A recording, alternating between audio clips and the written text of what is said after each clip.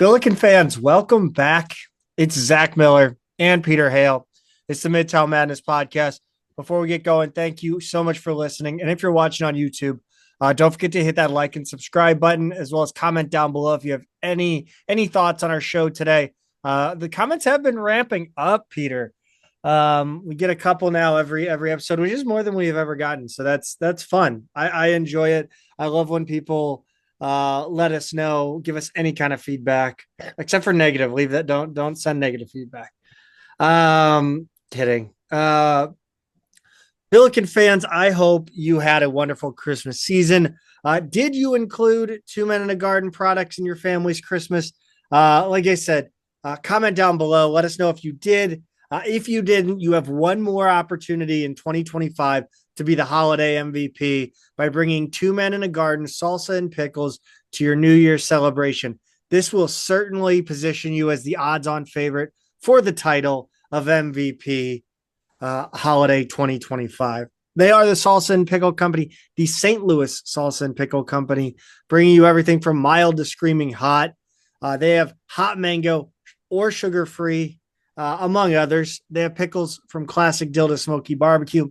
You can visit them online at twomeninagarden.com. You can do it by hitting up the QR code down below and shop your favorite flavors and learn more about their Kitchen Hub STL. While you're there, when you place an order, use code MMP for free shipping. That goes for as much as you want, as far as I understand. Follow them on social media at Two Men Salsa on Instagram and Twitter for the latest updates. Obviously, the other way, you can support the podcast by supporting Two Men in a Garden Salsa. If you'd like to support us directly, the QR code in the opposite corner of the screen down below. You can donate to the pod. We certainly don't expect it, but if you feel you're in position to do so, any support is truly appreciated. Pete, let's get started with the show. We've got some good, we've got some bad, and for once this week we have a what are we doing here? And it's not we. What are they doing here? What are they doing here, Pete? The A10 slate has arrived, and the Billikens are heading into the conference stretch at a very solid 12-1. Yeah, and just a few seconds and a couple circus three-pointers away from being an undefeated 13-0 too, right? That's right, and we're going to talk all about that coming up. We're going to talk about the bad, and the bad is Principia basketball. Not very good. Also, Dylan Warlick officially entered the transfer portal. Not unexpected news. However, it is news, and that's what we talk about is news. What are they doing here? And it's maybe the biggest story in the A10. Yeah, it is, Zach, and that's St. Joe's and just what's going on at St. Joe's right now. It seems like it seems like the season is getting away from them and things are kind of a mess right now, and we're going to try and figure that out. What's going on with the men's basketball program over there? Yeah, and we're going to do that because we just happen to have the Hawks on the schedule this week. And the complete and utter Charlie Foxtrot that is St. Joseph's athletic department and specifically the men's basketball program. And we're going to talk with HawkHillHardwood, who reports for 24/7 on St. Joe's basketball. We are going to chat him up and find out what in tarnation is happening in Philadelphia. But first, we need to talk about the week that was in Billiken basketball, starting with the Dylan Warlick announcement. This was reported on December 26th, and I think I just kind of assumed that he was probably already in the transfer portal. Yeah, me too. Yeah. So the portal report announced that he was transferring and taking a redshirt season. And then they added a follow-up that his recruitment is moving quickly and that he'll announce soon. But yeah, my question, Zach, is didn't we already know this like 2 months ago? But it did seem to prompt a follow-up question from Stu Durando, who reported that, quote, Josh Shirt said he inquired about SLU being able to fill Dylan Warlick's spot for the second semester. if he leaves school at the semester break. He was told that it wasn't possible because Warlick was on scholarship and they would have to wait until the spring, which struck me as weird because I don't. Ooh, oh, excuse me, Zach. I could not stop Bless that freight train you. right there. Normally the mute button works there, but no, I don't understand why this is such a hindrance at SLU because I don't think it would be a hindrance at a place like say Baylor, given their news this week or another power conference program. Yeah, I wonder if Dylan Warlick will be able to play wherever he goes the second semester. And if he can go and play somewhere else, Yeah, why can't SLU bring in a player to fill that role? correct. Yeah, So so my guess is that he will not play wherever he goes. Because he's already kind of burned one red shirt and used a partial season for us. I don't think he would do the same thing somewhere else. It just doesn't strike me as what he would want to do. So he's probably going to go somewhere and play 3 full years. Um, but yeah, I don't know if he's going to finish out the academic year at SLU or he is going to look ancient by the time, like, he already looks older than not. he is. That's a He's good going point. to look ancient by the time he finishes his college career, which apparently means nothing, by the way. Yeah, The rule, everything's made up and the rules don't matter anymore. I know. I know. He's an old looking freshman in a game, or I guess an old looking redshirt sophomore now, in a game full of actual old dudes. So, yeah, we'll see what the future holds for him. But it is kind of an interesting thought given what we're seeing around college basketball right now and people pulling former pros out of thin air to come help them for the rest of the year. I'm curious, you mentioned that he might play 3 full years. Couldn't he play 3.5? Because he's burning a year right now.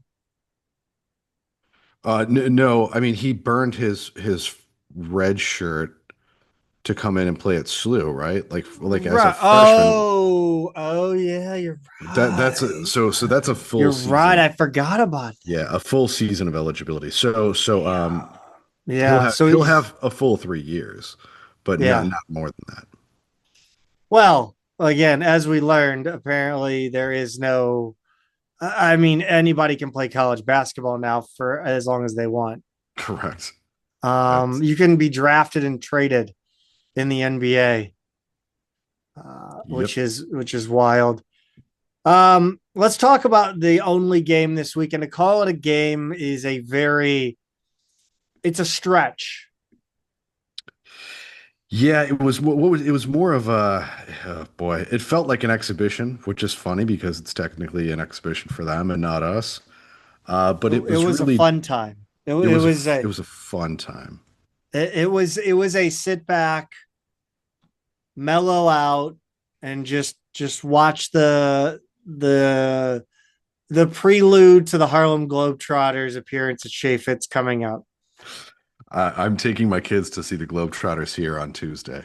Oh, that's They're, fantastic. they're pretty excited. But Zach, we are referring to a 114-33 win over Principia on Sunday the 28th. And we had a little bit of an announcement before this game, Zach, about illness. Somehow And we called this. Somehow yeah, we you the Midtown Madness is on top of things. For the record, I mean, are you shocked after what we watched from Amari McCautry against New Hampshire? Are you shocked that it was announced that he was sick? yeah, and they didn't specifically say he was sick for that game, No. but it said he had an illness and would not be available for Principia.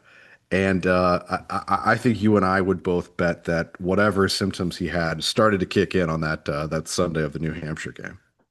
Yeah, it was. Hey, we predicted this on the show last week. I mean, let's just. I think someone said on the board, we got to stop whatever this flu that is highly contagious and just brutal. Apparently, from getting to anybody else on this roster. Yeah. At least, passed on by Kellen and Amari. Um, Obviously, the Billikens did not need their roster to be 100% healthy for this game either way. There was one goal here. There was one goal.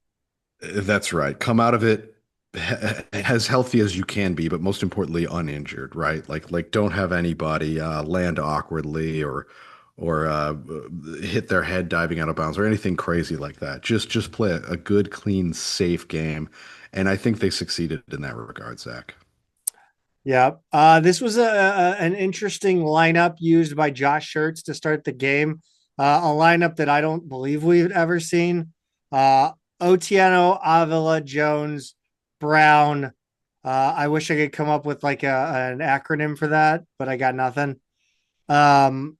Jabos. There you go. Sure, The Jabos. Jabos lineup. That works as well as anything. God, I'm sorry, everybody. That was just low effort. That was low effort.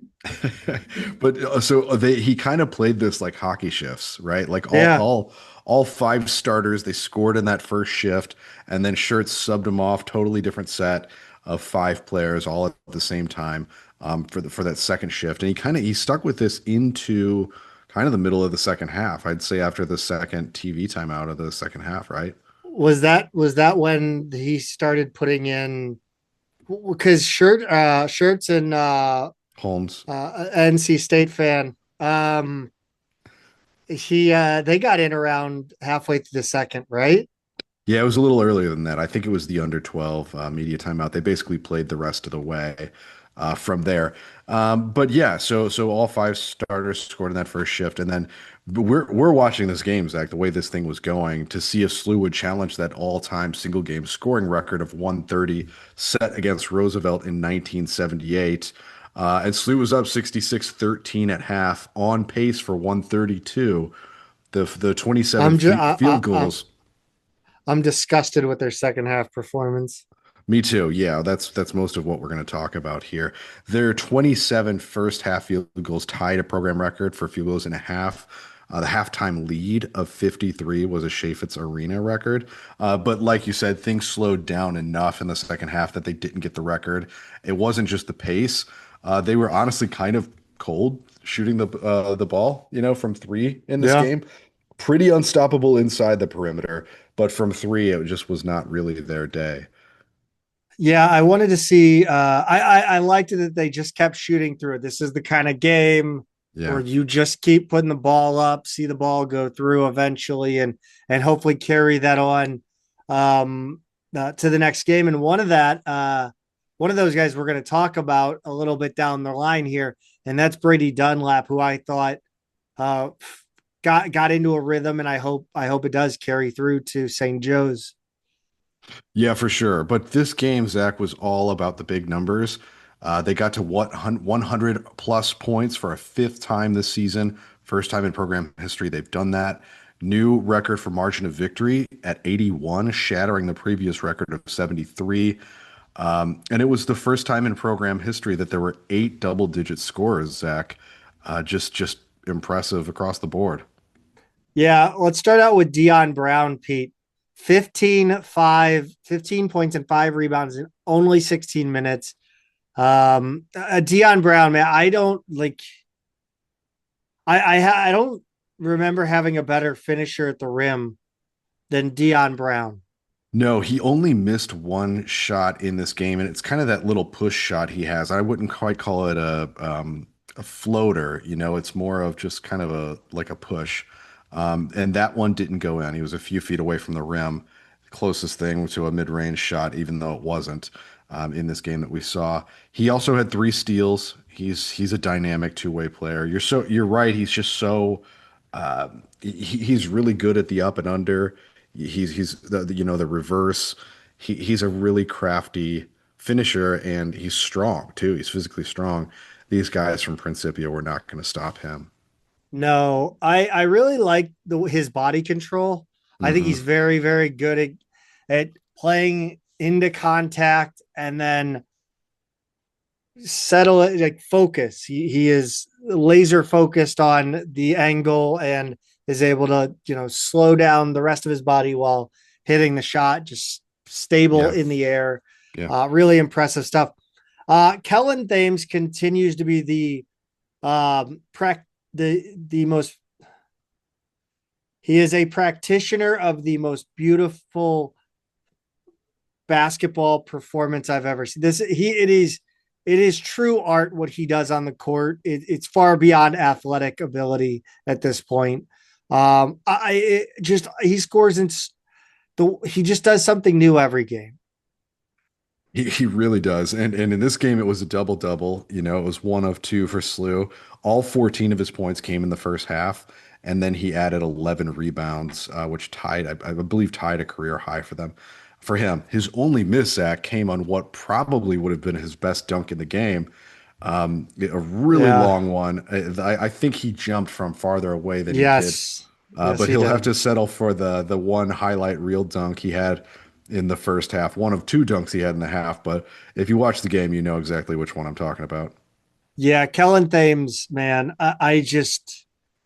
I hope people appreciate what we're watching. This is the first time I think in a long time I've been able to sit down and be like, okay, this kid's different. He's not gonna go out and win you games with gaudy numbers, but he's when he gets the ball out in transition or going downhill to the hoop, um, it's truly just I don't even know what he's doing half the time.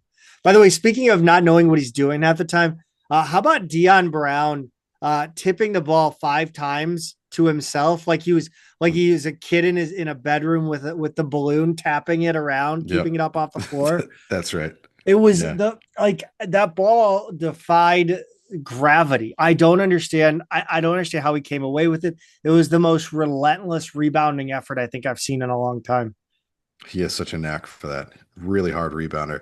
Robbie Avila, Zach, 14 on 4 of 6 shooting from outside, really feeling it from three. Not everybody was, but he had a really good shooting game, which is great because he hasn't been as hot from three as he I, was to start the season.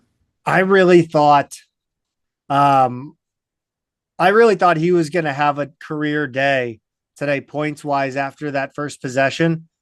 Mm, I thought it was just going to be Robbie Avila day, where he was just yeah. going to feast on Principia players, backing them down. But that it ended up being just from the 3 point line, and that's something that I think Robbie has really struggled with this year. His shooting has not. I don't know. Maybe I'm. You know what? I said that a couple weeks ago, and I was wrong.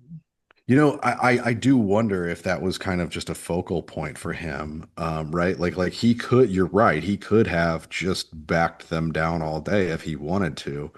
But that just wasn't, it didn't seem to be what he was focused on. So part of me wonders if he was just trying to get out there and shoot a little bit more. To put that in context, like that New Hampshire game, he was 1 of 5. He was good against Bethune-Cookman, 2 of 3. But he was one going backwards, 1 of 4, 1 of 3, 0 of 2, 0 of 2, 1 of 3 against Santa Clara, and that's after he was red hot to start the year, right? Like those first 5 games, he was well over 50% from three. So his 3 point shooting for the season is down to 46%, but a lot of that is influenced by those first 5 games because the next 1, 2, 3, 4, 5 games were not great. So then I think with another off day against New Hampshire, I wouldn't be surprised if he's just trying to, regain that confidence from outside. Are there? Did you ever interact with any players that would like track their 3 point percentage or like their field goal percentage, like shot by shot, Mm. like really obsess over it? No, no, not really. Not in my at my era. I feel like it's right before people started to get a lot more sort of analytical about their approach and stuff like that. The only time I actually saw that is when I was a kid, and Blake Ahern would be shooting, by himself in the Mid County Y, and he had like a clipboard We where he don't was. talk about this person. I know, but he would track his shots. every day. I mean, and then if he stopped, his dad would come in and yell at him to start doing it again. But that's really the only one I saw. When I was at SLU, I didn't really see guys doing that. I know they had the shot return thing. Yes. That would count your makes and your misses. Yeah, they would get Um, on that, but nobody was like keeping spreadsheets or anything. let's see. Jax Kerr. I mean, I think he's damn near ready. Yeah, he sure looked the part today. 12 points, which is a career high, made it his first career double because of a career high 10 rebounds, added a career high 4 blocks. This game, as we all predicted, was going to be the game where the freshmen got a lot more run. Kerr and Hudson, right? They each played 24 minutes, and I'd say he sure made the most of his minutes. Zach, he really does look the part. Uh, Quentin Jones, 11 points, 6 rebounds, 4 assists. Just did everything today. Well, Brady Dunlap, I teased about his shooting day in Yep. a little bit ago. I mean, it's good. It's great to see. We need him to get going and add that like fourth 3 point threat, fifth 3 point threat. There's so many. Yeah. Yeah, it's funny. Uh, Kerr was actually the guy who attempted the most threes in this game. He was 2 of 8. he was He, shocking, like he was he playing was. college hoops 2K8. You probably want him to see. You want to see him go about 3 of 8, ideally, but yeah, he was one off of that 2 of 8. And he was the only person in the game who attempted double-digit field goals. Not to be Debbie Downer here, but I think the one person that had the toughest night was Cam Hudson, even though he finishes with 11. It's a new career high for him. He did go 0 of 4 from outside. He had 6 rebounds, but also turned the ball over 4 times out of the 11 total for the Billikens. And then Paul Otieno was perfect. He was 4 of 4 from the field, 2 of 2 from the line. He did start along with Avila, so he was playing kind of a just an interesting role today, right? Because they were playing at the same time. So I think they wanted to give that duo a look and see how they would run together. So yeah, good game for him overall. 5 rebounds and a lot of his finishes, Zach, were just kind of being in the right place at the right time, being smart, getting open under the basket. Trusting his teammates to get him the ball. So he put himself in position for high percentage shots and finished all of them. Uh, Ishan Sharma only had 7, but he looked good. I mean, again, it's Principia. Hmm. I like what I see with him every game. Um, Trey Green, I thought he was going to take the ball at the end. I thought they were trying to get him. I thought they were going to try to get him a bucket on that last possession. You know, and he could have. He had Yes. opportunities, not just the last possession, but the last several. He had opportunities to shoot, and he was feeding the walk-ons. And not only that, I noticed on one of them, he gave it to Holmes and then raised one arm up like he's shooting like he's getting ready to make the 3 point call, right? So Yeah. it's not that he was just passing up the shots for himself. He wanted to see his walk-on score. So he seemed perfectly content, even though, like you said, 0 of 5 from the field, all from three. He did have those 4 assists. And I thought Matt Rocchio during the game said it feels like if he finishes the game with 0 points, which he ultimately did, he goes, it feels like he's then going to be really motivated to go out and score just a ton against St. Joe's. I think he said he's going to score like 40 against St. Joe's, which I thought was fantastic because it kind of does feel like he's not going to go scoreless in back-to-back games. Uh, Jones, Otieno, Brown, and sorry. Curran Hudson played over 20 minutes, which is a sentence I did not think I would say, as they were the only two. Otieno, Brown, Jones, and Sharma went plus 46 in 16 minutes. Crazy. Played Avila was plus 45 in 20 minutes. He stayed in a bit longer to get some time with his friends Jaden Shirts and a guy who's still in the doghouse for cheering for NC State during the NCAA Final Four. They each played 11 minutes. Shirts finished with 4 points and 3 rebounds. The other guy had 5 points and 5 rebounds, along with 3 assists. I don't understand. Like I'm the dummy that doesn't understand PPP. Points Like per I get it, possession. but like Yeah. that's too much. Jimmy's and Joe's. Give me. Well, Slew was 152 points per possession in this game, which is fantastic. Turnover rate was 14.7. I wouldn't mind seeing that be a little lower against Principia, but nonetheless, we're under that 17% mark that Shirts is looking for. They held Zach Principia to just 16.7% shooting from the field, 8.7% from three. That 16.7%, by the way, is a Chaffetz Arena record for opposing field goal percentage.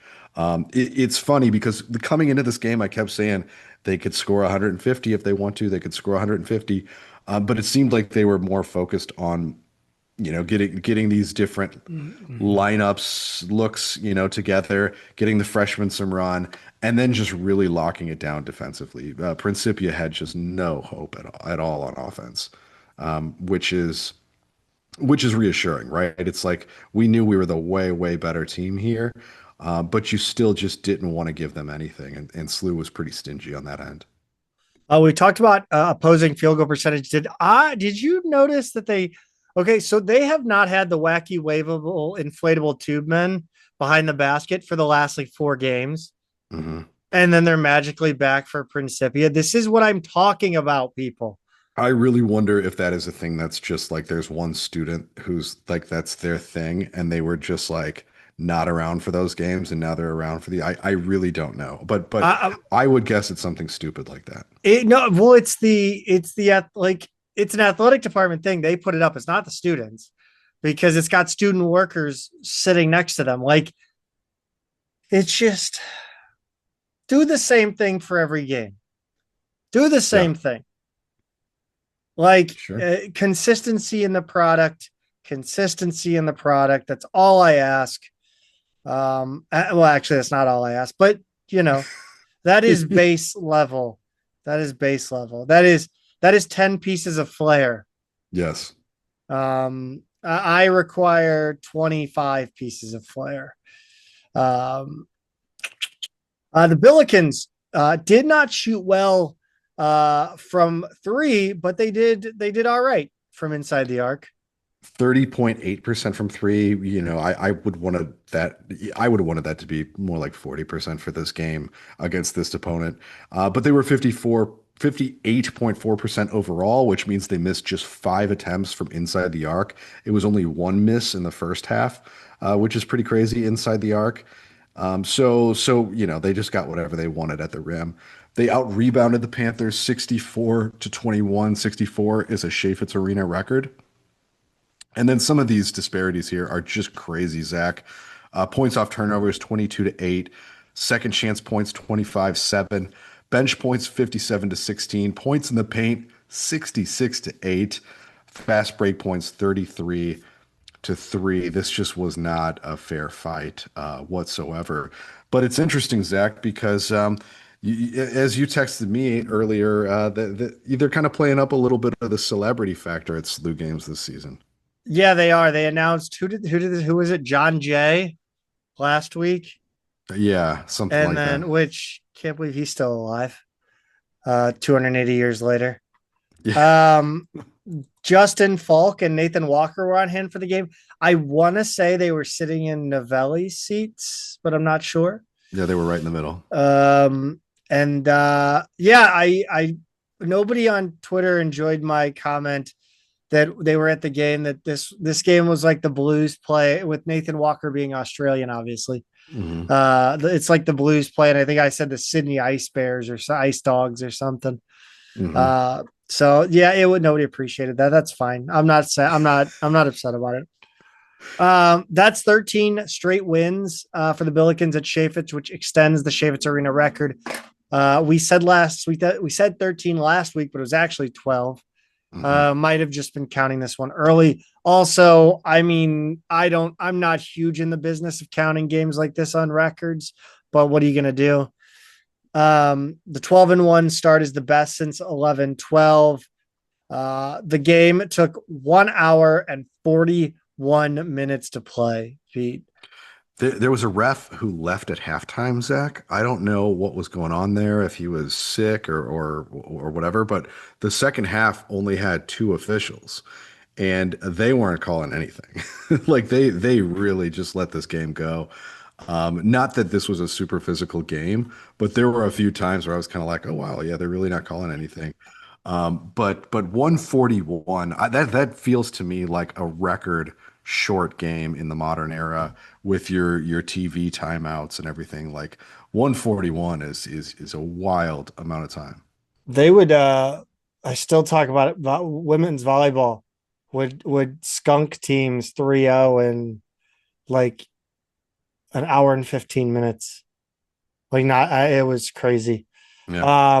Yeah, this game did seem quick. It was like 3:45 when the game ended, and I was like, I thought it'd be a little bit because like next up was the women's basketball, and that was like an hour and 15 minutes later. Like they could have started it at 4:30. They could have. I know. That's crazy. Yeah. Well, that's gonna do it for our just our kind of quick recap of a game that really doesn't matter, except that it was fun. It was an enjoyable experience. I'll say that. And we are going to look ahead here at the St. Joe's Hawks, the Charlie Foxtrot. That is the St. Joe's Hawks with HawkHillHardwood coming up right now. Billikens, we are very, I don't know if excited is the word, more morbidly curious might be the better way to frame this, to welcome Matt Gifford, aka Hawk Hill Hardwood, to the show. He writes for 24/7 and he covers St. Joe's basketball. Matt, welcome to the show. And I don't know, how are you doing? check on your friends. How are you doing, Matt? Everybody is there. Oh, everybody is here. Whether everybody is there, meaning in attendance at games, is another story. But people are still out there. I mean, I think that like the age old thing about anger being better than apathy, right? Like when a fan base becomes apathetic, that's when there's a problem. And I think the fan base is sort of teetering that line at the moment, between frustration, which is that vocal segment of the fan base that you hear, and apathy, which is some of the people just no longer showing up. So Yeah, that's kind of we've talked about actually pretty extensively in the last couple of weeks attendance for SLU, right? yeah, Because I've seen that. Yeah. it had been it's more of a slow issue for us, like a really slow process over time, and not just one big confluence of negative events all in one season. But yeah, I completely agree with you that that apathy is really the kiss of death for the hmm program. I don't think St. Joe's is quite there yet. Right. Yeah, it's a fragile moment though. hmm Matt, I want to let you know from our experience, bullying works. With college athletics, you can bully administrators into doing whatever you want through groundswell of public opinion. That is Yeah. our experience. Is that the Travis Ford? Was that the Travis Ford situation, or even going back before that? I mean, there's actually, I'll back like I mean, was it fan backlash? Was it technically bullying when they changed the mascot and they made it half gray, half white? Oh God, yeah, Yeah. I mean, we've had so many things where they either like we've pushed the athletic. Like I'm not talking about I'm talking about fans. Billiken fans have always been vocal about what they want to see. Like with merchandise, we were terrible with merchandise forever.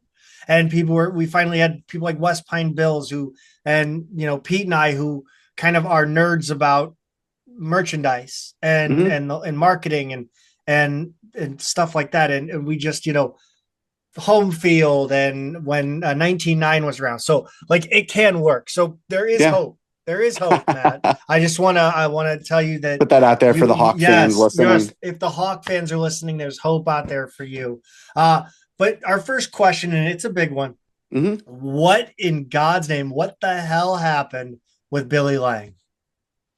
Yeah, so I mean, I think on the surface, right, like in terms of what from the outside looking in, people would say is that it was like a complete blindsided situation. I've heard enough that that's not really the case. Um, I think that Billy's love in basketball has always been the player development side of things. It's what he was doing with the Sixers before he came to St. Joe's, and it's what he's doing again now with the Knicks. Um, and I do think there's aspects in like there's a huge difference between player development and in-game coaching. There's like a massive difference, right? Like the one is like actually getting players better. And I think when you look at that, he did have some success. Like a guy like Rasheer Fleming. I mean, I know that's really easy to use as one example of a guy who was like a 0 star to a 31st pick in a draft. And you could say that Rasheer would have developed under anybody, but like I don't know if that's true. And I think there are cases where his player development was good, but that's not all of what coaching is. So I think that when an opportunity arose, and I think he'd been looking, when an opportunity arose where it was still pretty local, right? He's just outside Philadelphia. This is with the Knicks, and in that player development role, I think the opportunity to take that was one he didn't want to pass up, get out of the world of NIL, out of the world of dealing with everything that has changed so drastically in the last couple of years. So yeah, that's it. Yeah, I think that he had been sort of looking, and I think this opportunity was one he didn't want to pass up. I do think that probably part of bringing Steve Donahue in when he did was with that in the back of his mind that there was a chance he'd leave if the right thing popped up. So was I like floored? No. Was I a little surprised at the timing? Like given how late in the it wasn't even the off season, how early in the season it was.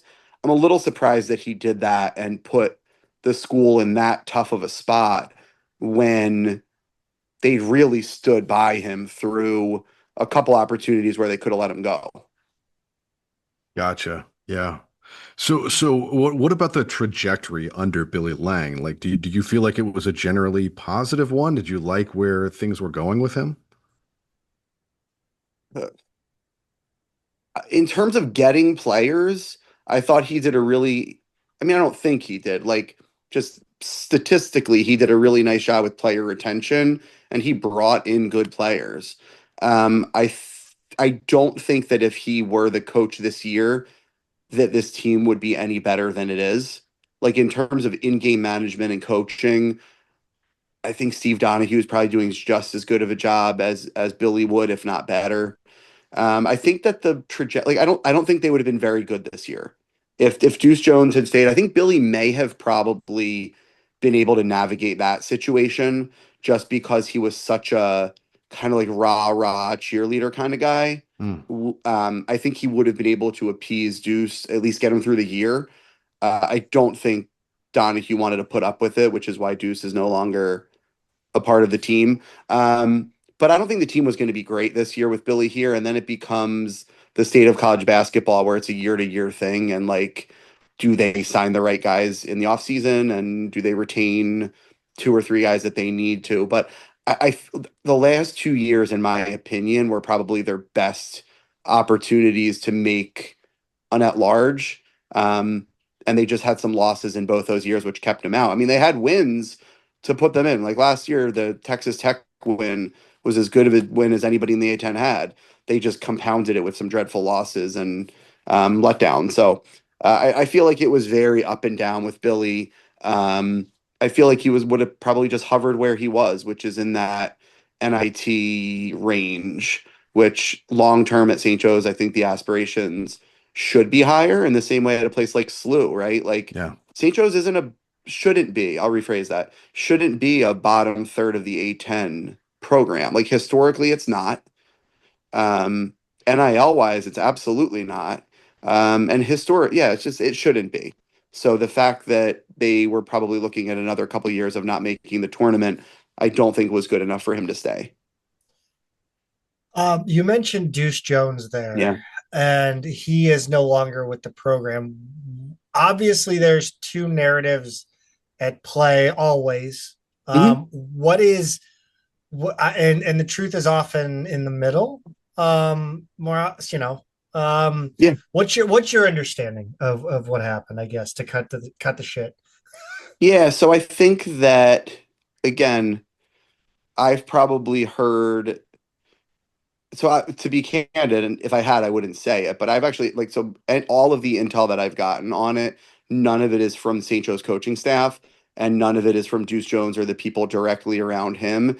It's more from like the bigger St. Joe's basketball circle.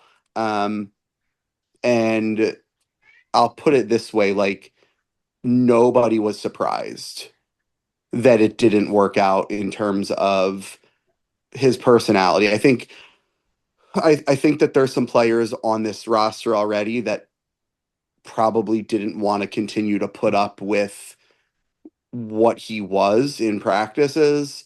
Um, and at a certain point, it probably became a situation where it's either he's going to go or you have a couple other guys on the team that are going to go. And I think that when all of the fault in terms of the theatrics lay with one person, um, and Donahue's like an old school guy, right? He's 63. He's coached for a really long time. I don't think he's the kind of guy that over and over again wants to be like, stop doing this, stop doing this, stop doing this. Um, and I said this right before we got on camera, like talent is now the St. Joe's issue. I do think that like the little things might actually be a little bit better in terms of like team building and that kind of stuff. But he was the most talented or second most talented player on the roster. To kind of like say it without saying what I've heard, I think it was he's a lot of personality. He's an extremely competitive guy, and that didn't always probably mesh with the players and the coaches. And this goes back to last year at LaSalle too. The number of LaSalle people that I had texting me and messaging me before the season started saying things along the lines of like, how long is he going to last? Or like sharing things about last year at LaSalle, which I'm not going to share in this because they're not my things to share. Come But on. people that covered LaSalle or in the LaSalle world, um, I the number the within like 30 minutes of the announcement of his dismissal from the team, the number of LaSalle people that I had reaching out to me being like, told you, see that kind of stuff kind of indicates that it wasn't just a St. Joe's thing, that it was more. And right, like you want your basketball players to be competitive, you want the guys on your team to have that edge, but somewhere in there's a line between being competitive and wanting to win and probably taking it a little bit beyond that. So um I personally am surprised that it didn't work out for at least the season, especially with money involved. And I don't know how contracts are Yeah. worded, but I mean he was set to make a lot. Like he and Jaden Glover Toscano were both guys that the numbers that I heard on their NIL are like pretty significant A10 NIL packages. And I don't know how this works now for him in terms of like the allocation of that NIL, but I'm assuming he didn't want to get kicked off the team. Financially, and also just like even if he wasn't going to stay next year, trying to put numbers up this year to go to the SEC or to go to the Big 12 and take a salary increase again. So like leaving the team and now going on to a third team in 3 years is probably not the best thing for him either. So Man, it's go well, ahead, Zach. I didn't that that has brought something that just occurred to me where like players the situation with rev share and paying Hmm. players, now you've got there used to be just like players would just walk. Yeah. Now they can't just walk. No, because like I mean, at a bare minimum, I know enough about NIL contracts to know it's not like you're getting your X money September 15th and you're good. Like it's split up over the year. And if you're not playing, I can't imagine you're getting that money. Right. And if Yeah, by not playing, I don't mean like an injury. I mean like you're off the yeah. team. Like leaving, right. Yeah. Yeah, yeah. Not like somebody breaks the wrist. But yeah, something like that. So, and even just for his future prospects, like a team will take him. I'll be floored if he's not on probably a high major team next year. But this definitely is going to lead to those coaches of those schools recruiting him being like, what exactly happened? Yeah. Yeah, he's going to come at a discount for one of those schools. Right, exactly. So, Yeah, so and super talented guy. I mean, he beat Temple single-handedly, kept him really competitive against Syracuse, at Syracuse. So it's definitely a talent loss for sure. I'm gonna throw out a ridiculous. If it'll happen, I'll look like a genius. He'll end up at Mizzou. Yeah. Just So like, so just when he, this a futures bet. so his schools, when it narrowed down to him picking St. Joe's, were Butler, where he did take an official visit right before he committed to St. Joe's. It was Butler, and I forget what the third school was, but I want to say it was like maybe it wasn't Virginia Tech, but it was something in that line. It was like Butler, St. Joe's, and somebody else. So now, so the interesting thing from our perspective is when all the stuff with him was going down, it just looked like things were kind of in like season was entering train wreck mode, right? Yeah, And we're not far removed from that kind of situation ourselves. Like the 23-24 SLU season, we had a player dismissed from the team or leave the program, under what sounds like pretty similar circumstances. Tim Dalger was his name. But he wasn't the only sort of locker room problem, right? Like, okay. it was much deeper, and that's what I'm kind of wondering here because the way you're making it sound is like, yes, he was our best, most talented player, and now we flip to a team that is just not going to be talented enough to compete at the top of the A10. Correct. But at the same time, you're making it sound like he was the issue. Like there aren't like I don't think there's deeper. any other issue. Like, so like this team essentially, and again, this was a Billy credit thing. Like there was a lot of talent retention from Mhm. last year. Like Dacier Haskins, who's been pretty good this year, was played last year. Justice Ajaba. There's a lot of guys that were on that team last year that are back, and the other guys that they brought in, Jaden Glover Toscano, who's going to be their best player now, or Yeah, is going to have to be, uh, not an issue at all. Like really strong character, like good kid. Not going to be any issues there. Kafik Myers, who's the point guard that's now going to be playing a lot. Super high character Philly kid. I do think Anthony Finkley was a returner from the last couple years and had been a good player, and then this year really has struggled, which almost I'll put it on other people, led to quite a bit of online speculation that maybe some of the issues with Deuce Jones were having an effect on Finkley because you look at his shooting numbers last year to this year and just like his performance last year to this year, and it was like a catastrophic dip in every category for him, hmm to being like almost unplayable at times this year. So, um, yeah, I think that this team now probably is a little more united, but like they're really going to have a hard time scoring. yeah. So this isn't an issue of Donahue has lost the locker room. I don't think so. Okay. I don't think so. I do think that, and this is pure speculation, right? Like I think, and so I'm in education, so I refer to education analogies often. It feels like you're a high schooler and you have like your physics teacher, right? And then like a month into the school year, your physics teacher leaves for the year and like they bring in a long-term sub. And the long-term sub, like, yeah, you have to respect them. They're the long-term sub. They're there for the rest of the year, but like they're not the teacher that you got to know. hmm And I do feel that's the way it is kind of with Donahue a little. Like none of these guys signed to play for him. So while they may like him, they may want to be good teammates and all that stuff. Like everybody on this team committed to Billy Lang. Right. Most of them didn't know Steve Donahue at all, like at all, until he came on over the summer. So you have guys that have been there for 3 years that were Billy Lang guys, all of a sudden then have a new coach. And I don't think he lost the locker room, but I don't know if like everybody's all in on him.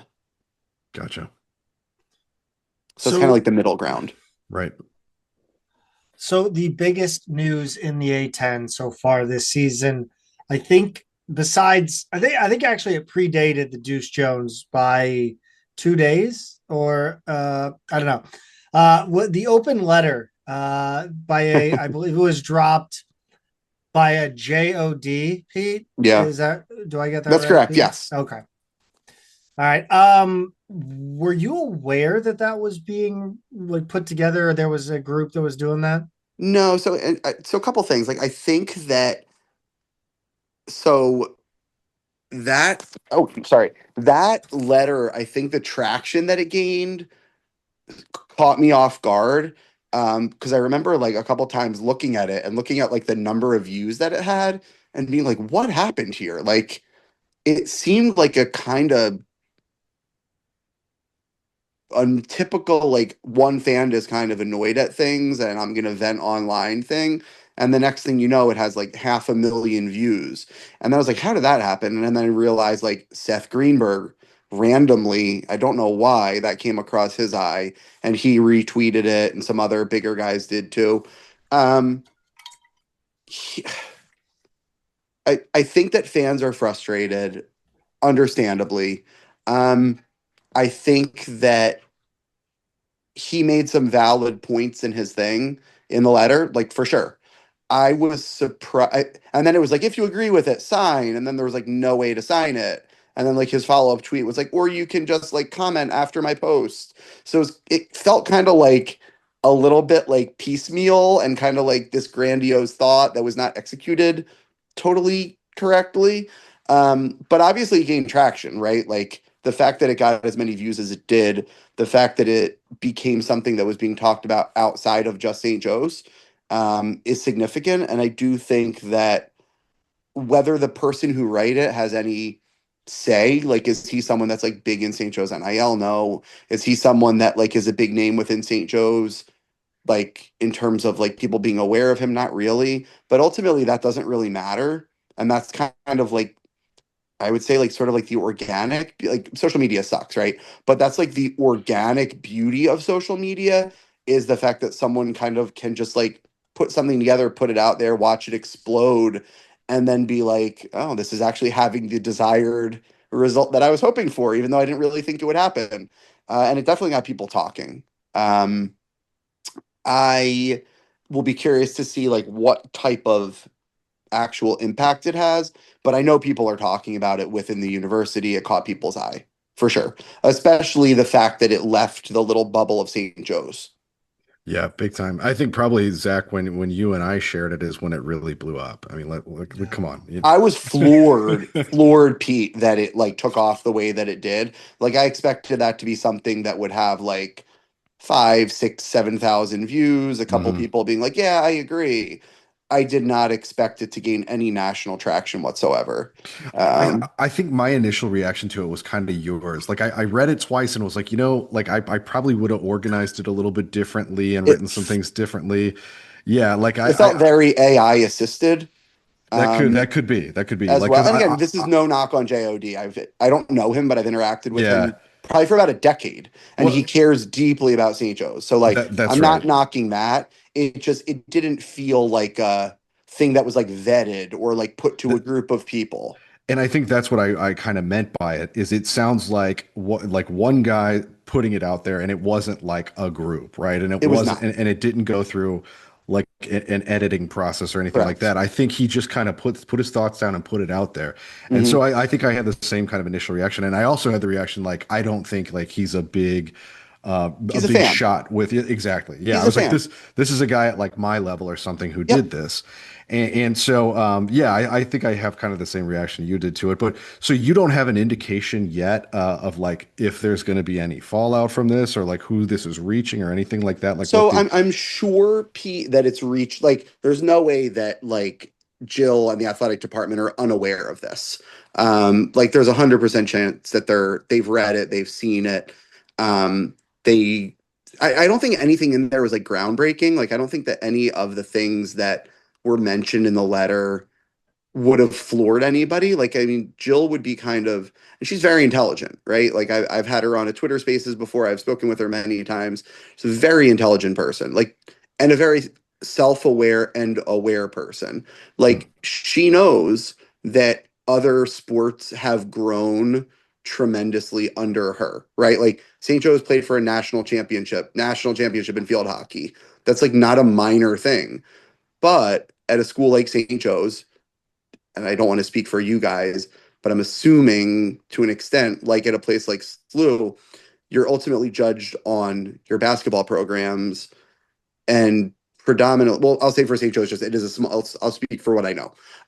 At St. Joe's, you're judged on basketball and you're mainly judged on men's basketball. And yes, field hockey making it to a national championship game is an amazing story.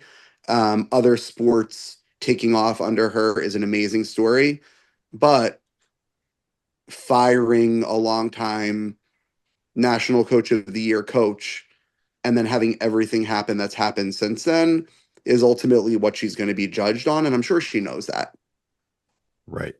And it's not good enough at the moment, and I don't think that anyone, herself included, would say that it has been. Yeah, it's an interesting situation, and it sounds like you're kind of in wait and see mode in terms of what if anything will come of it. Yeah, and I will say too, just, and this is me with some insight, but also mainly just connecting dots and speculation. Um, I would not be remotely surprised if there's a coaching change at the end of the season, Oh despite wow. the wording about it being a multi-year deal and all that stuff. If St. Joe's finishes like bottom 4, 5, 6 of the A10, which from a talent standpoint probably is where they are without Deuce, I would not be remotely surprised if there's a new coach next year at all.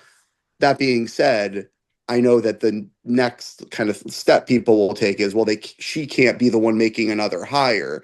And that's where I would kind of backpedal a little bit and say maybe she won't make the hire, but I don't necessarily like I'm I think it's more likely that there's a new head coach next year than there's a new AD next year. I'll say that. This sounds oh so familiar, Peter. Yeah, we definitely have You've had been a down lot of this road before. similar conversations in recent years.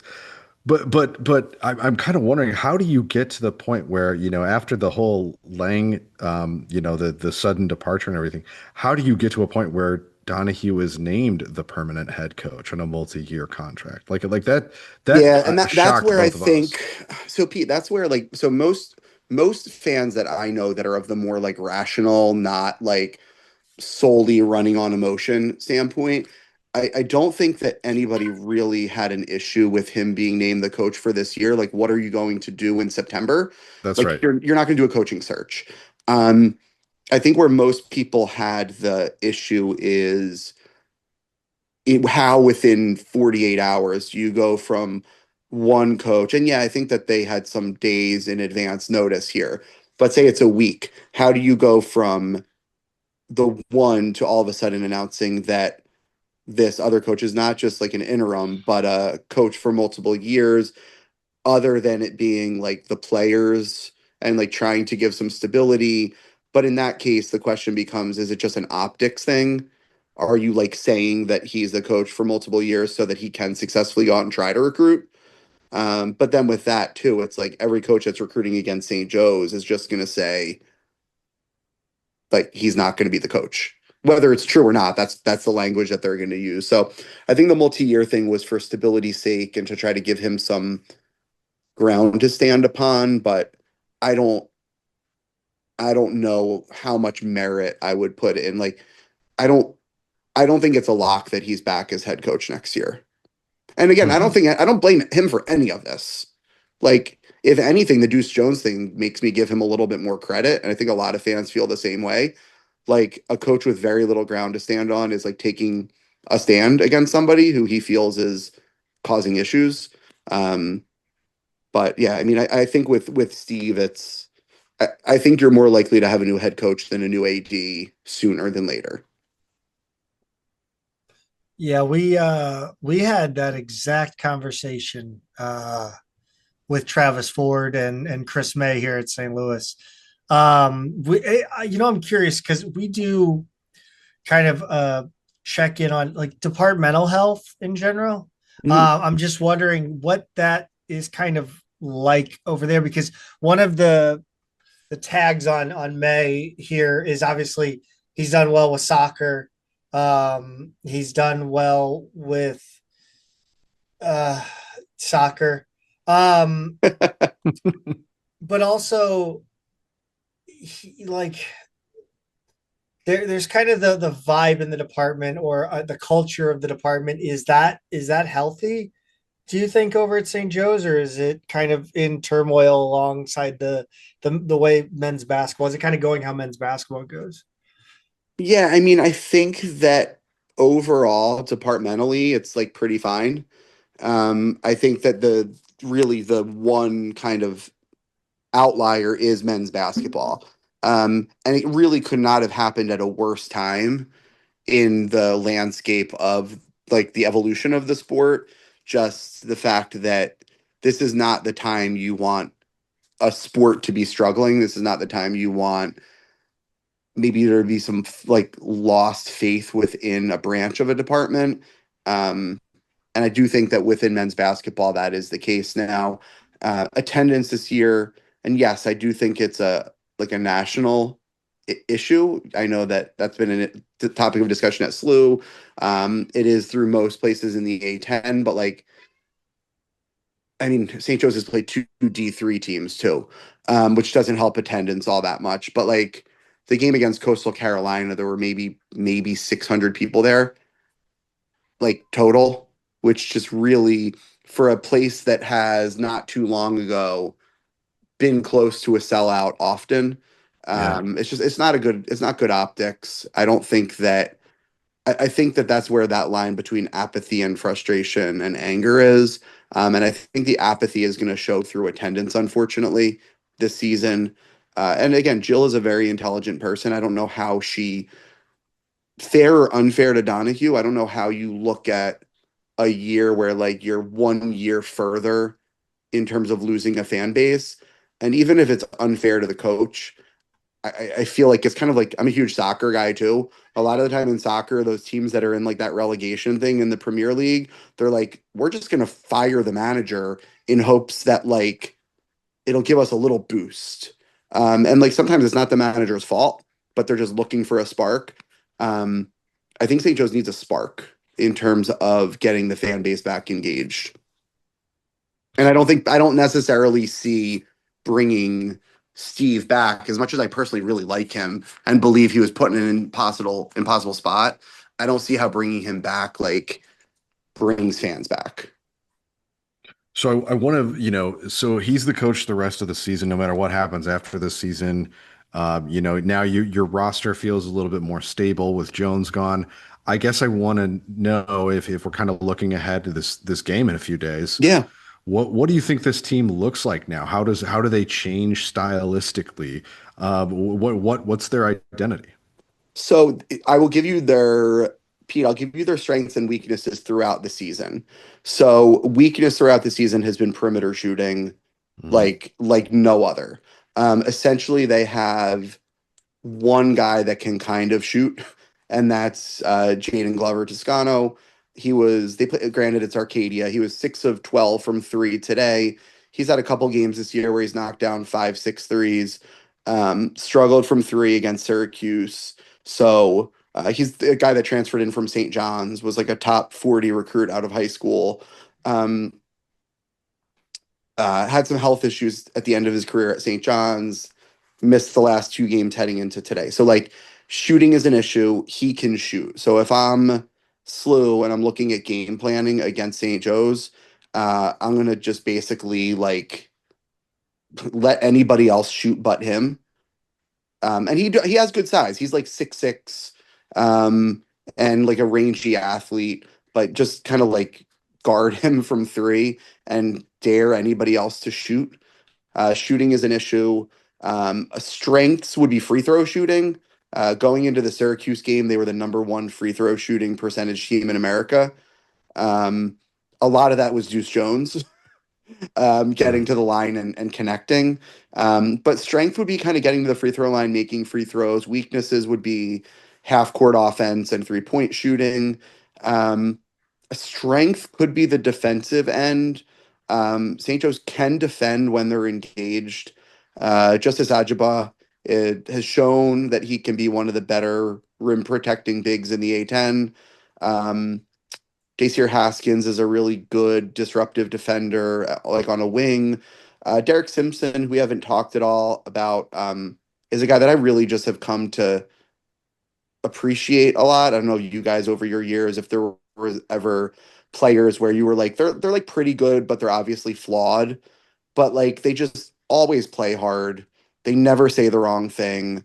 They're like the consummate teammate. I don't know over the years when you've had disappointing SLU teams if there've ever been guys where you're like, I really like them, and part of me feels bad for them. That's kind of where I am with Derek Simpson. Transferred from Rutgers, was there last year, and is a senior this year. He'll play his butt off. He'll defend. Just really struggles shooting the basketball from three and likes to take a lot of threes at times. So shooting is a weakness. Defense can be a strength. Could I, in 1,000 simulations, could I see a couple where St. Joe's beats SLU? Sure. But I think so many things would have to break in St. Joe's favor without Deuce Jones there. And just that's really tough to see. I'm wondering, I always want to know who the Billiken killer is. It's always a guy that nobody thinks about, and they come out. And you mentioned who's the 3-point threat? I'm sorry. Robert Toscano. Yeah, it's okay. Yeah. But I want to know somebody that's just going to come out of nowhere to lead St. Joe's to a win over SLU. Who's going to ruin my day? So that's a really good question. And actually, I have a name immediately because of Deuce Jones's departure. So St. Joe's has a guy on their roster who's maybe 5'10". You're already closing in the prototypical. So Zach, it's gonna get worse for you. So he's maybe 5'10". He's from South Philly. He played at Newman Goretti. Had an ACL injury that was managed really poorly in high school and had to redshirt all of last year because he should have been able to return last season, but he wasn't able to. He sort of returned slowly this year. And over the last 3 games, he's been really good. He's been in double figures or near in each game. He's like led the team in rebounding in a game despite being 5'10". Again, the weaknesses are the same as the rest of the team. He doesn't shoot it well. But he's like a 5'10", get 2 feet in the paint and kind of be crafty and also be a pain in the butt defensively kind of guy. Could I see him, Zach, going out and dropping like 16 on y'all? Absolutely. But even as such, so many things would have to break right for St. Joe's in this game.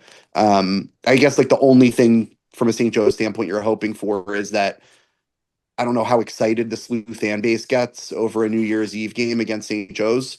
So like, I don't know what you're expecting home court advantage wise. And maybe SLU comes out a little slow because of level of competition, etc. And St. Joe's makes some shots, but it would definitely be an uphill battle. So I will say this too, as I do think you'll truly like watching Kafik Myers play. Yeah. Like he's one of those guys that if I'm watching an opposing team, I end that game like 80% really respecting him and 20% like hating him because he's one of those like get under your skin kind of guys a little too. He's like the press 94 feet, like get his head in your chest kind of guy, but a lot of fun. Like I think if this plays out the way I think it will for you guys, you get a win and you get to watch him play his heart out, and Derek Simpson will play hard and a couple other guys will too. Yeah. You underestimate my pettiness. I can't write. I'm such a poor sport. It's not even funny. All right, then it may not be 80-20 that you'll like Kafik Myers. Yeah, we might Zach be flipping that number. I like my beef 95-5. All right, then in that case, if there's one player on the team who may get under your skin, Zach, then in that case, it may be the double birds. He's getting the double birds. He's getting them. He's getting the rare double birds for me. And if he sees you, he'll look at it and kind of nod right back and smile. I love it. But yeah, I mean, it's a very flawed team at the moment. Just the shooting is really, really, really going to make it hard. And then also with Myers being essentially a redshirt freshman, 10 games into his career, who's going to have the ball in his hands a lot. He is turnover prone too. So Yeah. like St. Joe's is not only going to not shoot well, but they've had some games this year where they've really struggled turning the ball over. And that's just like, if you're doing both of those things, it's really hard to win. So I had really just one more question for you. And the Yeah. way I had originally framed it was through the context of it feeling like a season that was going off the rails, right? And I was kind of thinking about Loyola in the A10, who's had just a disaster of a season. I'm But grateful for them, by the way. Thank you, Loyola of Chicago. yeah, take some of the heat off of you. But the way that SLU fans have been looking at them is like we play them twice, and like even though they're a disaster, they still have all of the people on this roster that was picked to be like the number 4 or 5 or Right. 6 team in the league, right? So they have the horses, they have the ability to completely derail someone's season, Oh, for by sure. upsetting them. And so my question was if you thought St. Joe's still had that, but I don't think that framing is right now that you think that things may actually So stabilize a little bit. So I'm wondering, like, kind of where do you see them in the A10 pecking order now? yeah, so it was funny. I forget. I want to say it was one of the LaSalle people Hmm. who had a tweet maybe a month or so ago, 3 weeks ago, that was like one of these pillow fight teams or two of these pillow fight teams is going to completely implode, like explode one of these top four teams Oh yeah. seasons. And I will like I'll St. Joe's doesn't play particularly well on the road. I think the SLU game's a really tough one. Do I think St. Joe's will beat a top four team in the A10 this year at some point? I do.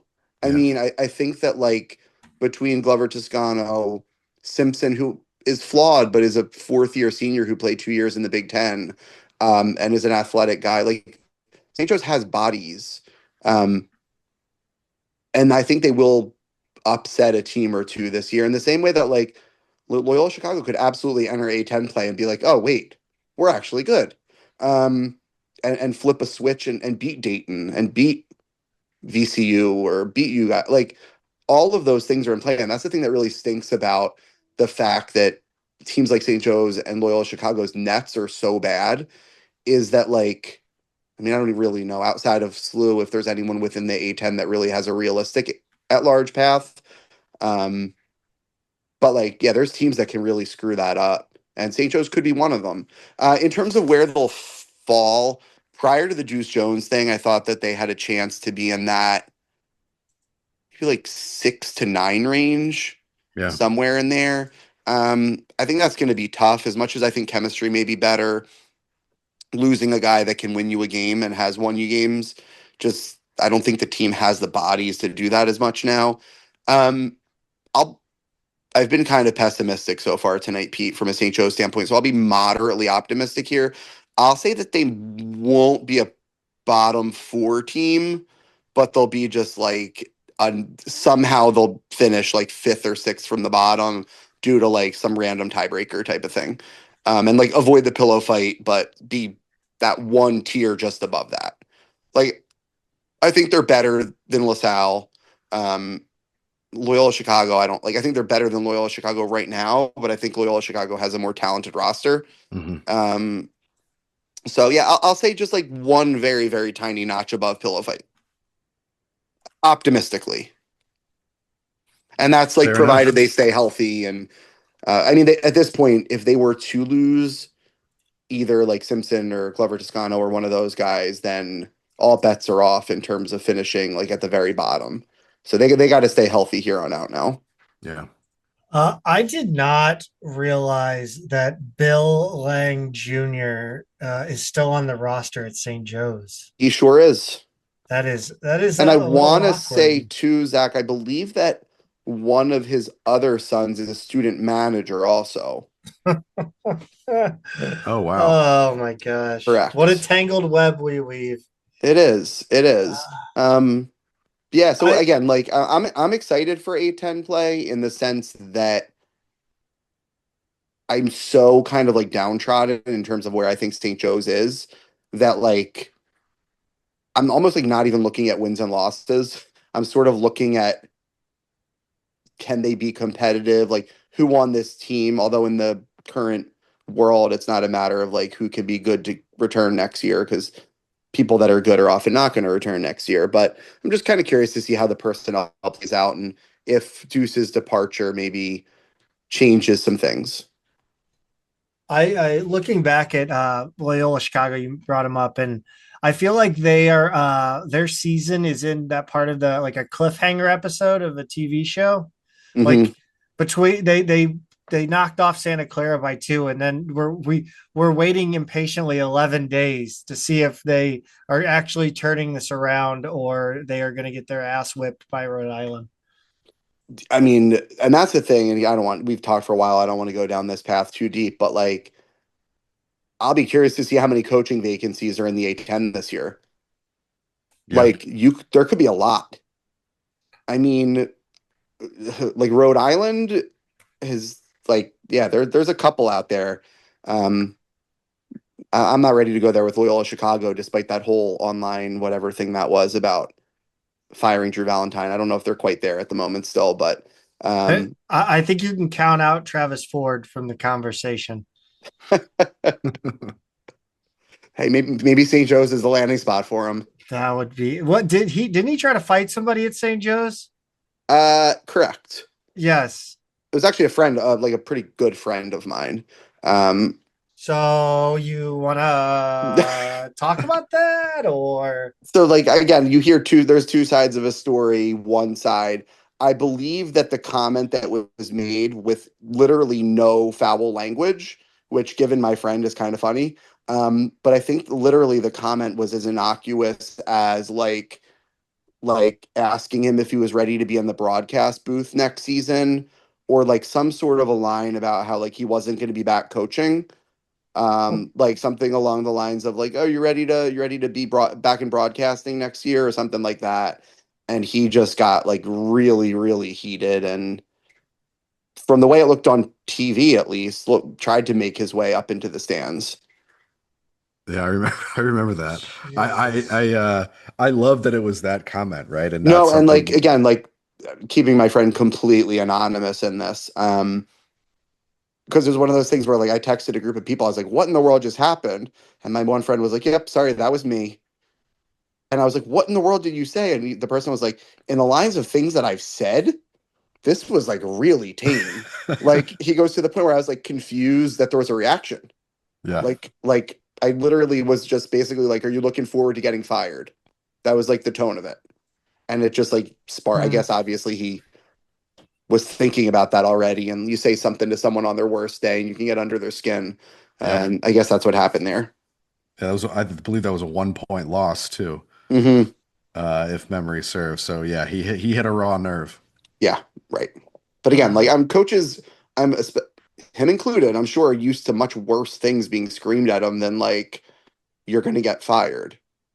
Like that's pretty tame, all things considered. You're a soccer guy. You're going to get sacked in the morning. Right. Exactly. Yeah. Exactly. And yeah, but that was it. And yeah, struck a nerve that day. Well, that's unbelievable. That's an unbelievably great just way to wrap this up. Outstanding value that we did not even know was coming. Can't thank you enough for joining us, Matt. Thank you for being candid.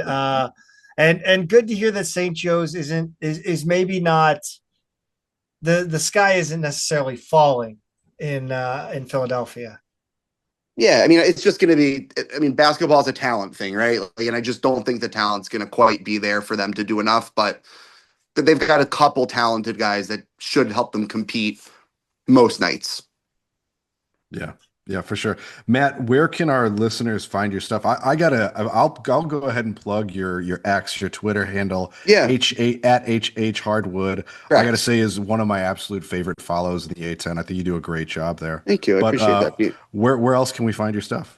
Yeah, so it's just so that's the Twitter handle, and then my writing, the coverage of the team is all on just HawkHillHardwood.com, which is the 24/7 Sports St. Joe's affiliate. So HawkHillHardwood.com is where all the writing is, the message boards, all that good stuff, and then you nailed the Twitter handle. That was it, HH Hardwood. I thought you were a big fan, Triple H. My bad. I mean, I like, so I've been doing this long enough now, right? Like that Twitter handle, I want to say it was made a long time ago, like 2010 ish. I'd have to go back and look, but like, I actually am not a wrestling guy, so like, I didn't even enter my mind that like Triple H existed. And then you can't change it once you make it, right? So I'm like, guess I'm stuck with this. Yeah. It's okay. Matt, again, thank you so much, Yeah, you got it, guys.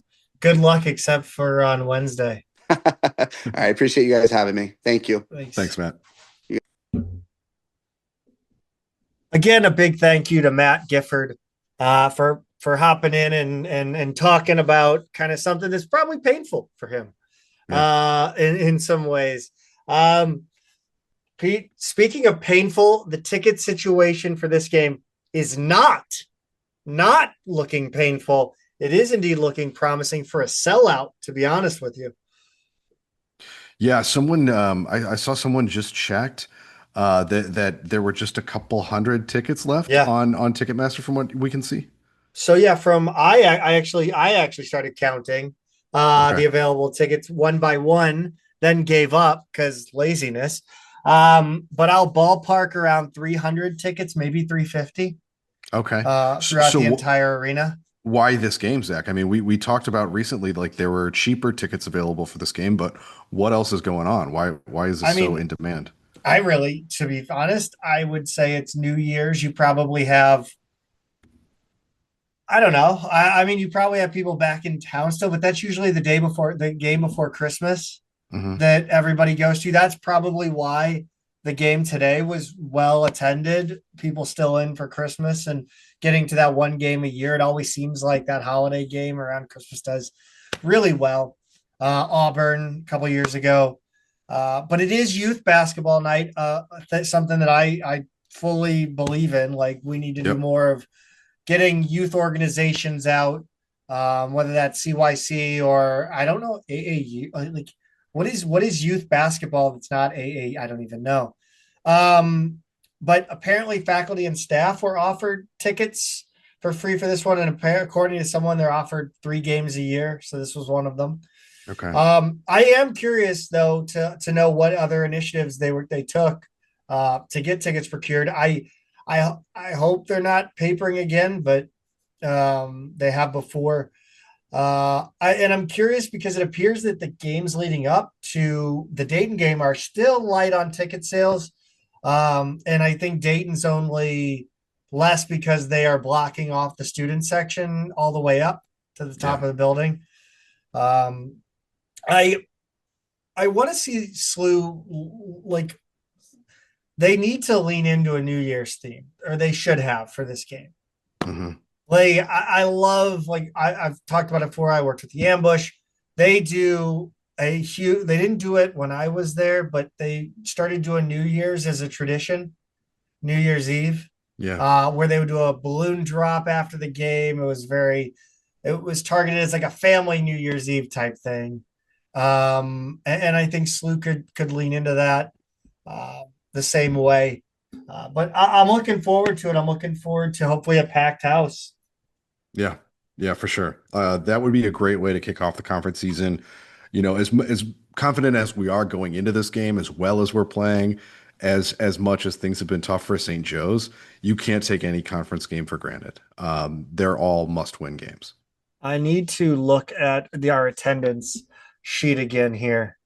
When was the last time we had a sellout? I have no idea. Let's see, 2023. It wouldn't have been. The Dayton game was 9,699.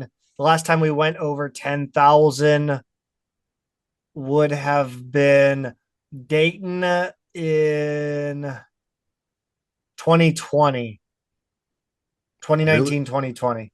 What about that Auburn game? We didn't have more for that? We had 8,012 for that game. Wow. Okay. I know. In my head, that one felt huge. Big. Yeah, it felt big. So we haven't had, I feel like we haven't had a game over 10 in conference against anybody but Dayton or VCU in a long time. It has been forever. Before that, it was 2014, 2015, the last time we went over 10,000. Wow. So, I mean, I'm not going to say any more than that. I think it speaks for itself. Let's go around the A10 instead of Zach, complaining. and really, it's kind of a funny week in the A10 because of the holiday, right? So there were a bunch of games on Monday and then just a few on Saturday and Sunday, and that was it. So why don't you get us caught up on Monday, and I'll take the rest. Yep. Fordham 65, New Haven 47. The Rams fell 2 points shy of giving a gym full of school children the opportunity to scream 6-7. We're gonna have that die here soon on the show. We're gonna have to move on to a new meme. Number 17, Kansas put up 90 points on Davidson and only allowed 61. GW 97, St. Mary's, Maryland 40. GW back to their high scoring ways, and it took was a game against a D3 school from the southern tip of Maryland on the west side of the Chesapeake Bay. Very, very pastoral, obscure place for a college. I had to look up where it was and then saw that the little town, St. Mary's right there, is one of the first settlements of Europeans in the U.S. Oh my God. Back in the early 1600s. Guess what I'm doing the rest of the night? Well, why don't you finish the Monday games and then you can take a little Wikipedia trip to St. Mary's. My fault. Coastal Carolina 68, St. Joe's 62. I don't know what this means for the Billikens game against the Hawks. We talked to Matt Gifford already. Probably nothing. The top two players were out for St. Joe's, and then of course Deuce Jones is no longer. I mean, really, we're looking at a different St. Joe's team altogether come Wednesday. Rhode Island 85, Northeastern 77, Duquesne 103, Canisius 59. David Dixon had the Sports Center #1 play on a pretty aggressive dunk that he had. He's had several big highlight dunks this season. That'll be interesting when Duquesne and SLU lock up. That's the one kind of wild card, I think, in this conference right now that I don't know whether they're good or not. VCU put up a C note on Ryder, who scored 79. That's twice in a row, and the third time this season VCU has hit 100 against inferior competition. That January 7th game is a big one for the league. It's a shame it's so early. Saturday the 27th, Duquesne 99, Cleary 49. I don't know why they got an NAIA school from Howell, Michigan to travel 4.5 hours to Pittsburgh. There's plenty of other schools in Pittsburgh and Western Pennsylvania you could have played, but whatever. Sunday the 28th, St. Joe's 87, Arcadia 65. That is a small D3 school north of Philly. Have you ever been to Arcadia Valley Country Club? And I use country club very loosely. No, I haven't been either way. It's a terrible course. Okay, gotcha. Not a golfer. Charleston Southern 77, Richmond 72. Neither of most of the people that play there. So this is a really bad loss, Zach. Charleston Southern is bad. I believe it's either them or USC Upstate. They have the smallest gym in Division I. I take back every nice thing I've said about Richmond recently. They might actually stink as much as I thought heading into the season. George Mason 83, Penn 79. This one was a struggle for Mason against a Penn team that's kind of below its usual level. Penn led a lot of this game as well. So George Mason squeaked out a close one there. But that's it for the A10 this week, Zach. Not many games. Light. New offers out this week, and so hit me with the information, and I'm going to hit you with a fact about I'm going to hit you with just tell the people. Yeah, so SLU has a new offer out to a 2028 player, a sophomore, Cole Kelly, a 6'7" wing out of Nequa Valley High School in Naperville, Illinois, and Breakaway Basketball AAU, which is an Adidas program. He's a legit top 50 recruit nationally. Left-handed sharpshooter. He's got range, really big frame, tight handles, high-level playmaker. He's an outstanding rebounder. Really confident defender. He usually draws and asks for the toughest assignment defensively. He's got a skill set beyond his years. He's got a really big frame. So when you watch him, he does not look like a sophomore, right? You see him and you're like, who is that kid? Where's he going to college? Because you think he's a senior, but he's really just a sophomore. Incredible player, kind of a total package. Right now, he's being pretty heavily recruited. SLU is his seventh offer after DePaul, Illinois, Iowa, Nebraska, Mizzou, and Drake. He has visited all of those, I believe. I don't know about Drake, but he definitely has visited the other five. So we've got big competition for this name. He's, clearly got the whole Big Ten after him, and he's just a really, really good player. So I hope SLU can stay competitive for his services.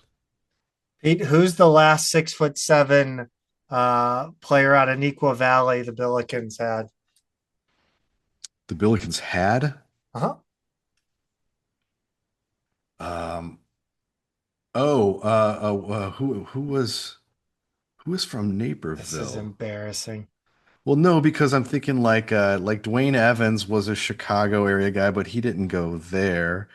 He was a South Suburbs You guy. sure about that? You sure about that? Was it Evans? It was Dwayne Evans. He went to Nequa Valley. I thought he was from the South Suburbs. No, he's from Naperville.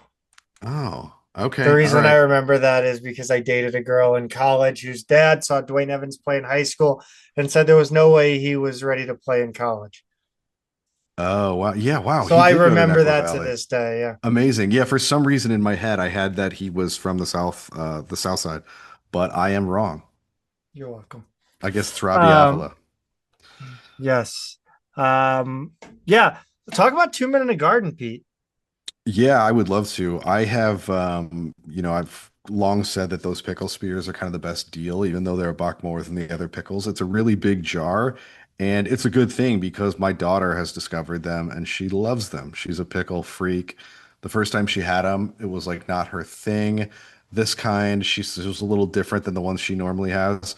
But now she's decided she just loves all pickles and really loves these. And normally I give her like little pickle slices sometimes with lunch.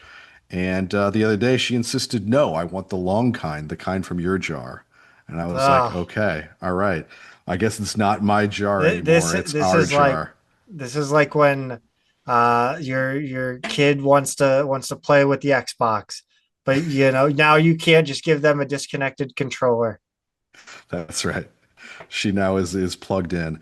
And you should get plugged into 2minuteagarden.com.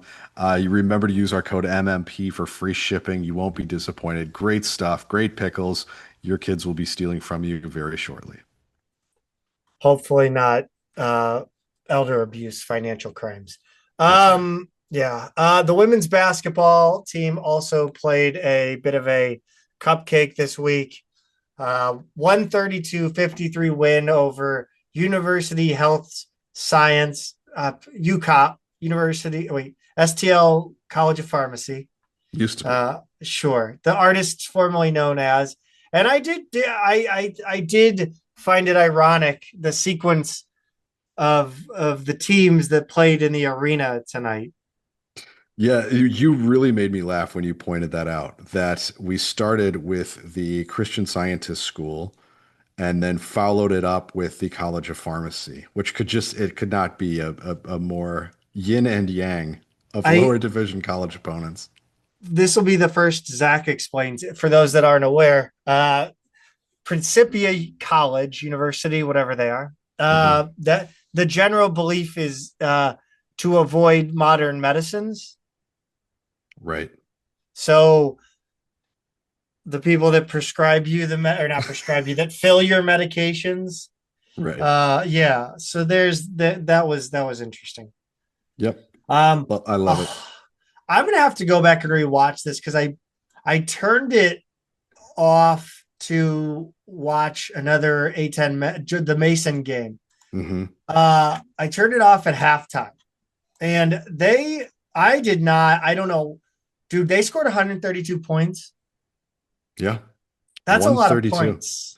132. They were still piling it on at the end. They ended on like a 14-2 run. They had like a 24-0 run in this game, a 14-0 run.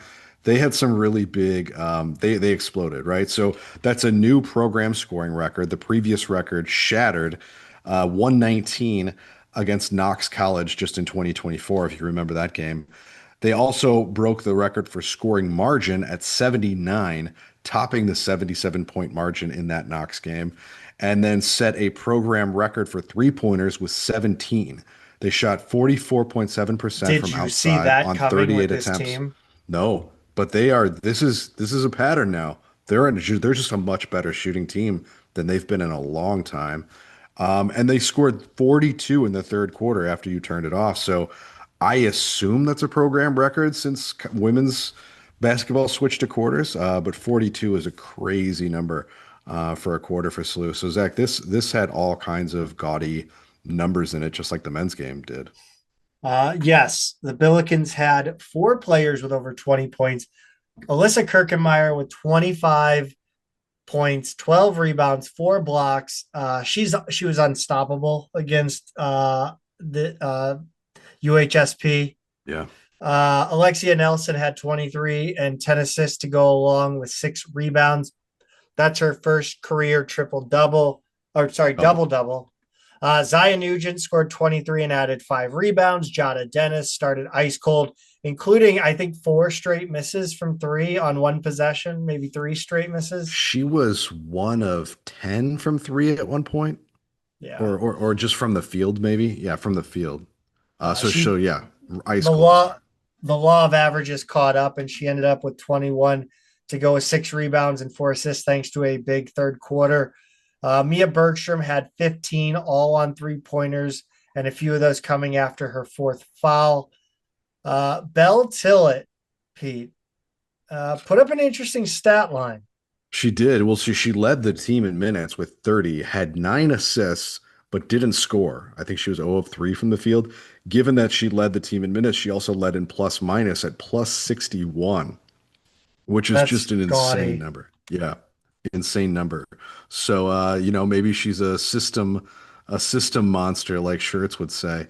But maybe the story of the night is dual sports star Zach Ellie Palusek scoring 9 points on 3 of 4 shooting from outside. Those are actually her first basketball points ever. She added 3 rebounds and 2 assists. She did it all in just 5 minutes of play, too. So that is a lot of fun. The Reggie Miller of walk-ons. I hope her family was there for this one, like looking at the opponent, knowing like she's gonna play in this game, right? SLU forced 27 turnovers. They had just 10, so points off turnovers was 33-5. They out rebounded UHSP 54-38, but each team had 18 offensive boards. Points in the paint were 60-20. That's the Alyssa Kirkenmeyer effect right there.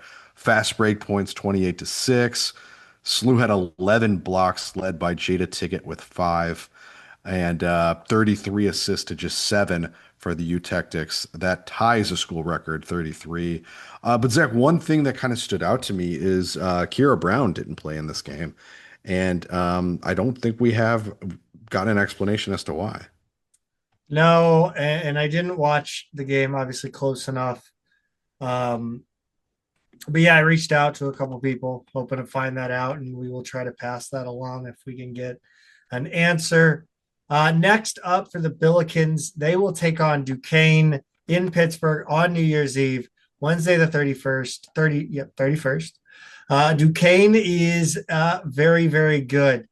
They are undefeated at home this season, 5-0, but 2 of 5 outside their home gym. They have played some good teams too.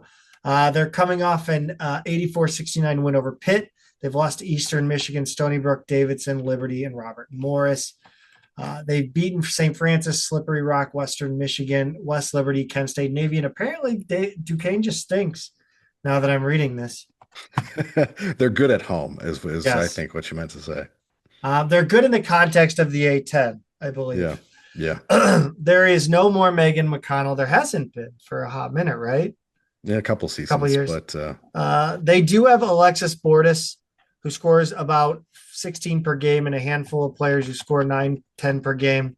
Bortis and Mackenzie Blackford are basically their only 3-point shooters.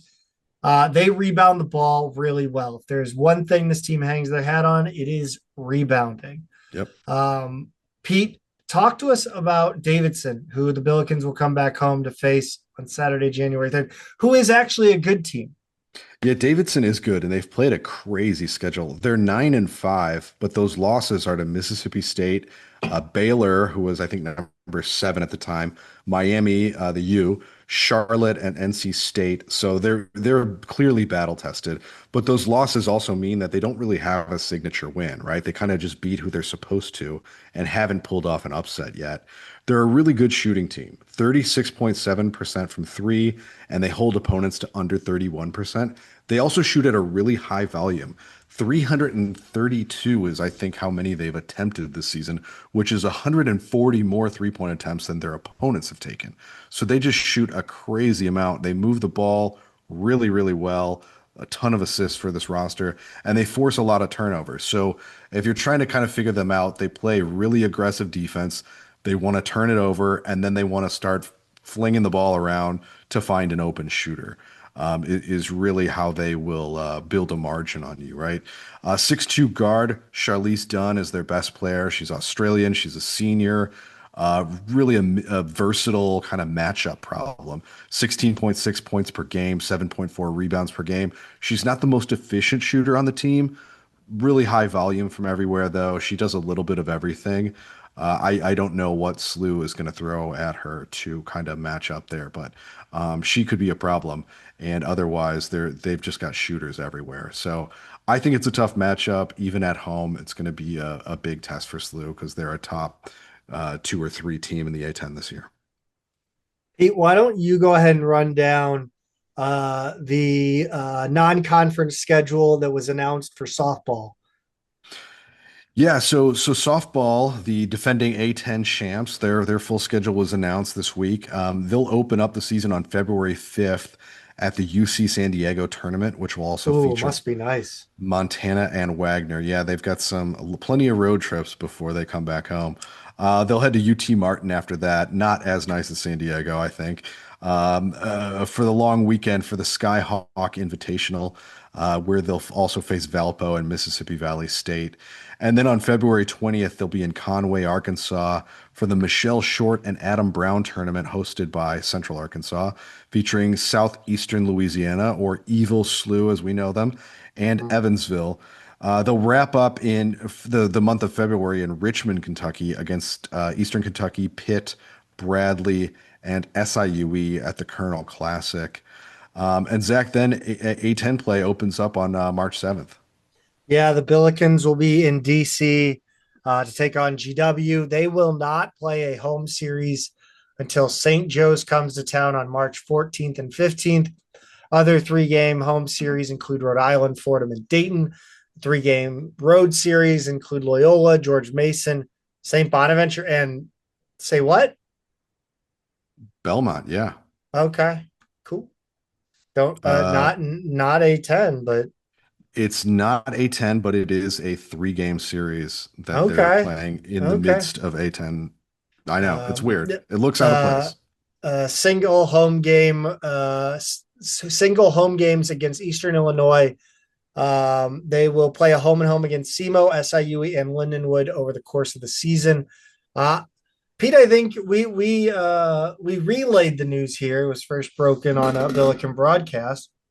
But SLU's going to host the A10 tournament on May 6th and 9th. And, I mean, we talked about it. We have questions. We do have questions, Zach, and a lot of them revolve around the fact that we were previously under the impression that we couldn't host one of these without an actual press box, right? Yep. So my guess,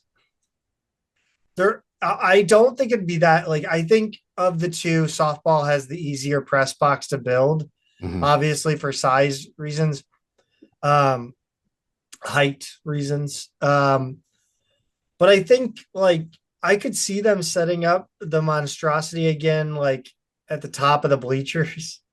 Yeah, Sadly, like on the top row of the bleachers. sure. That's kind of like if they do it terribly, that's what I am expecting to happen.